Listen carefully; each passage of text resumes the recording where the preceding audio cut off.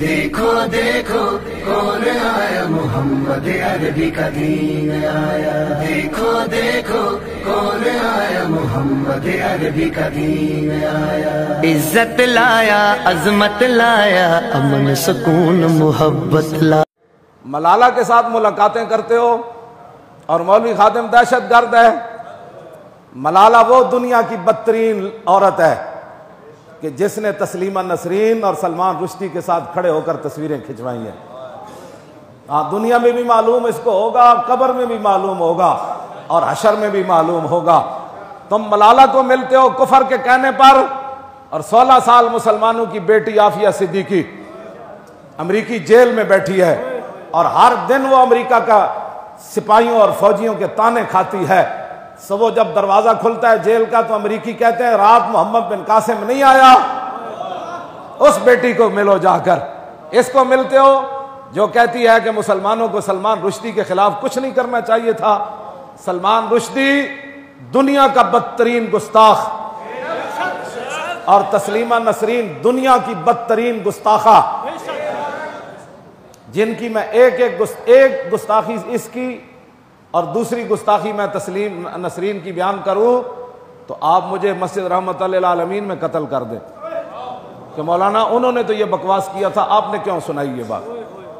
اتنے بڑے گستاخ ہیں۔ ایک صرف گستاخی، پوری کتاب اس نے لکھی حضور کے خلاف۔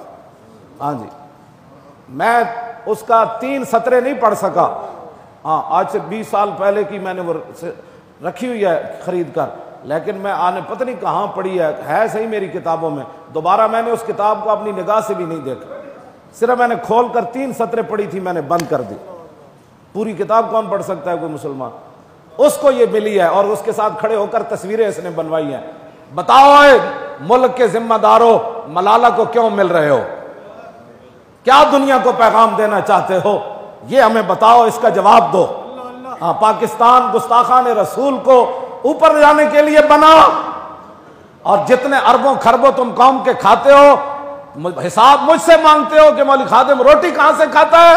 حساب تم دو کہ جس ملک کا تم کھاتے ہو اور رسول اللہ کی عزت کے لیے یہ ملک بنا اور تم گستاخوں کو پروٹوکول دیتے ہو، اس کا جواب مجھے دو۔ ہاں، تم اتنے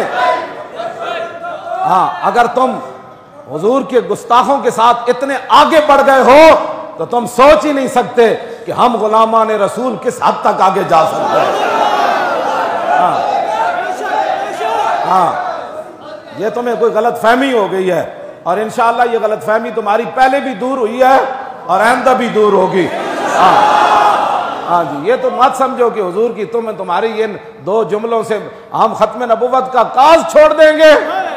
یہ تو ایسا نشہ ہے حضور کی عزت، آبرو اور ختم نبوت پہ کام کرنے کا، یہ ایسا نشہ ہے، یہ تو قبر میں بھی نہیں اترے گا، کل حشر میں بھی نہیں اترے گا۔